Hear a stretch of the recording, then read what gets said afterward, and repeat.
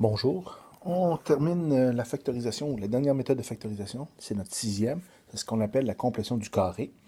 Donc, quelques notions importantes avant de débuter. Complétion de carré, c'est ce que je cherche. C'est de créer un trinôme. L'objectif de ça, c'est de créer un trinôme carré parfait. Ça, je suis capable de factoriser ça facilement. Je vous rappelle, c'est une parenthèse, un binôme élevé à l'aide de tout simplement. Donc, c'est ce que je cherche à créer. Qu'est-ce que je cherche pour créer un trinôme carré parfait? C'est que je veux la forme, au niveau du polynôme, je veux la forme ax2 plus bx plus c. Donc, ça, c'est ma forme générale d'un polynôme. Mais ce que j'ai de particulier, ma première étape, ça va être quoi? C'est que mon a, je le veux que ce soit égal à 1. Donc, peu importe, je veux toujours que mon x au carré ait comme coefficient 1.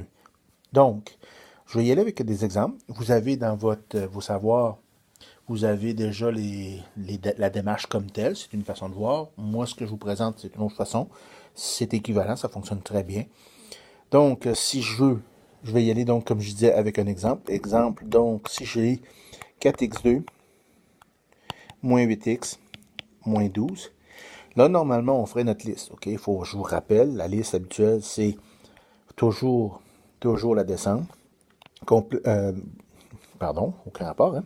Mise en évidence simple, mise en évidence double, différence de carré, trinôme carré parfait, le trinôme ordinaire qui produit somme et complétion de carré. Donc, normalement, j'ai fait toutes les 5 autres étapes avant d'arriver à complétion de carré. Dans ce cas-ci, je force tout simplement, on va y aller par complétion de carré. On ne s'ostine pas plus que ça. Je ne veux pas qu'on vérifie les autres techniques parce qu'il se résout avec une mise en évidence simple, puis ensuite avec produit somme sans aucun problème. Celui-là, la majorité, c'est ça qui va arriver. Mais moi, je veux qu'on ait un exemple ici pour complétion de carré. Donc, première étape pour la complétion de carré, c'est que je veux que mon A soit égal à 1, comme j'ai dit tantôt. Donc, ici, mon A est égal à 4, pardon. Donc, je veux faire une mise en évidence simple de 4. Donc, mise en évidence simple de 4, il va me rester x2, moins, voyons, ça va bien mal, mon affaire, moins 2x, moins 3. Voilà. Ce que j'ai ici, ce n'est pas un trinôme carré parfait, c'est un trinôme quelconque. Normalement, comme j'ai dit, je ferais produit somme et ça marche, mais c'est pas ça que je veux. Je veux vraiment aller par complétion de carré. Donc, deuxième étape, c'est quoi? C'est que là, qu'est-ce qui manque?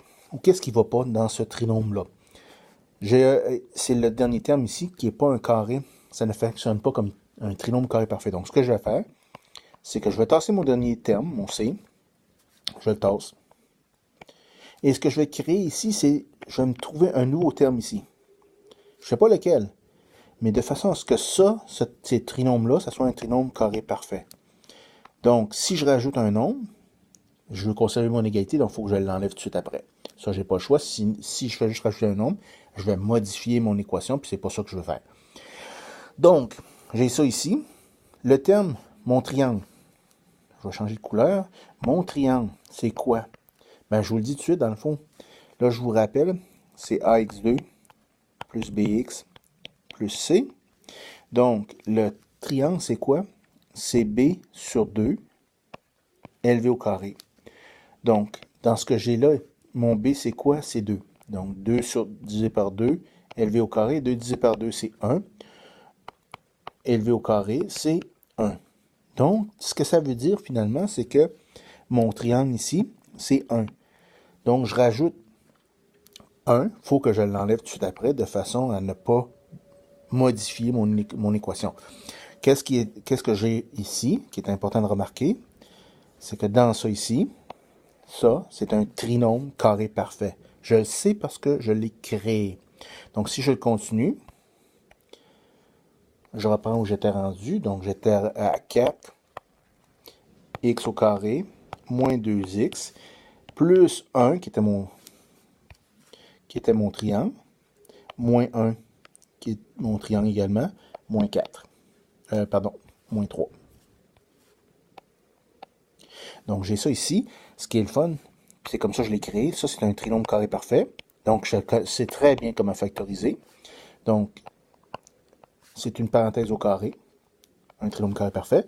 Donc, racine carrée du premier terme, racine carrée du dernier terme, et le moins, ou le signe ici, il vient là. Donc, Voilà. C'est pas fort, ça.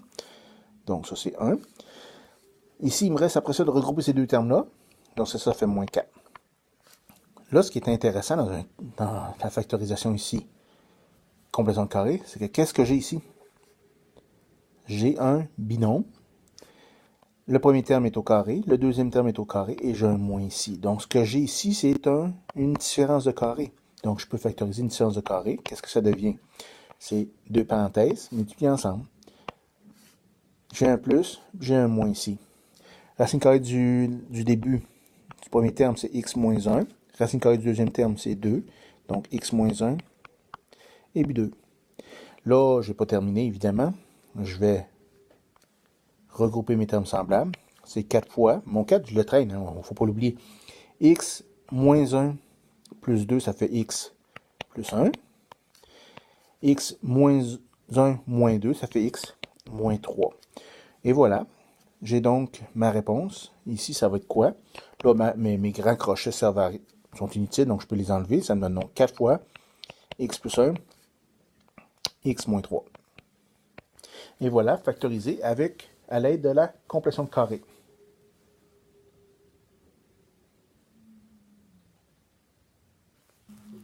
Allons-y avec un autre exemple. Cette fois-ci, on va y aller avec x au carré plus 5x moins 36.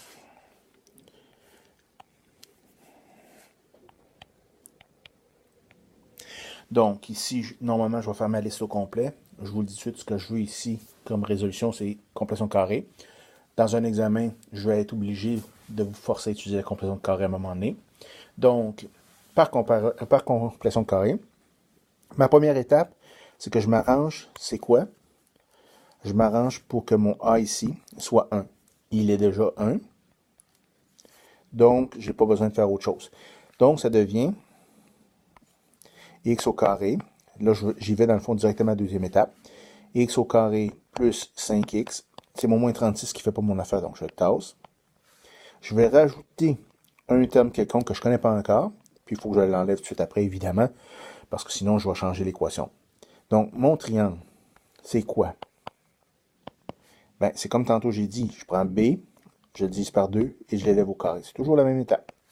Donc, B, dans ce cas-ci, c'est 5. Donc, 5 divisé par 2 au carré. Et là, s'il vous plaît, laissez-moi sans fraction, sinon vous allez chirer d'aplomb. Ça devient très complexe. Donc, 5 au carré, ça fait 25. 2 au carré, c'est 4. Donc, c'est 25 quarts tout simplement. Donc, mon nouvelle équation, ma nouvelle écriture, c'est x au carré plus 5x plus 25 quarts moins 25 quarts et que ça va. Bon, là, vous me permettez, je vais faire un petit peu d'efface, de façon à ce que ça soit plus facile à lire. Donc, j'étais rendu plus 5x plus 25 quarts moins 25 quarts moins 36. Donc, ce qui est le fun ici, c'est que je sais que ce premier trinôme-là, c'est un trinôme carré parfait. Je l'ai créé comme ça, donc je suis certain de mon affaire. Ce qui veut dire que ça se factorise comme étant x plus 5 demi. Et voilà. Et je regroupe cette partie-là ici, donc un grand calcul scientifique de fraction. Je sais que ça me donne 169, et boy, 169 quarts. Donc ça, si vous ne savez pas d'où ça vient, je vous laisse vous amuser à découvrir ça avec les fractions. Donc, je suis rendu à x plus 5 demi au carré moins 169 quarts.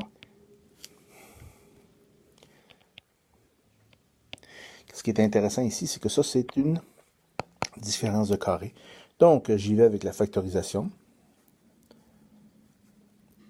Donc, si je factorise la différence de carré ici à faire, première parenthèse, oups, aucun rapport, multiplie par la deuxième parenthèse. Première parenthèse, il y a un plus, deuxième parenthèse, il y a un moins, ou vice-versa, ça revient à la même chose. Donc, racine carrée du premier terme, x plus 5 demi.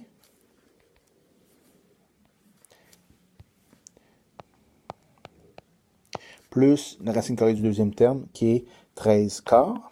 169, racine carrée de 169 quarts, c'est 13 demi. Et deuxième parenthèse, c'est la même chose. X plus 5 demi moins 13 demi. Donc, ici, ce qui est le fun, c'est que je donne à être sur les mêmes dénominateurs, ça va être le fun. Donc, je regroupe mes termes semblables. X plus 5 demi plus 13 demi, ça fait plus 18 demi. Et X plus 5 demi moins 13 demi, ça fait moins 8 demi. Là, s'il vous plaît, ne me laissez pas ça comme ça. Donc, on simplifie les fractions. X moins 18, pardon, 18 demi, c'est 9. Puis X moins, ici, c'est 4, évidemment. Et voilà une fois factorisé. Je tiens à rappeler que ça, c'est la complétion de carré, c'est ce que je voulais vous montrer. Donc, complétion de carré, qu'est-ce qu'on fait?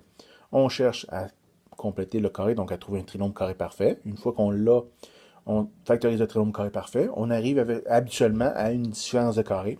Donc, on factorise notre différence de carré et on regroupe nos termes semblables et on a terminé. C'est juste ça. Ça prend la pratique par contre, donc je vous encourage fortement à pratiquer. N'hésitez pas à aller, si vous voulez plus d'exercices, vous allez chercher les numéros que vous avez faits avec d'autres méthodes de produits somme, puis vous pouvez le faire avec complétion de carré pour vous pratiquer. Et ça vaut la peine parce que c'est quand même une méthode qui fonctionne bien. C'est toujours la même chose. C'est sûr qu'en faire entrer les fractions, ça devient plus intéressant. Vous aimez moins, mais c'est pas grave. Donc, je vous laisse là-dessus.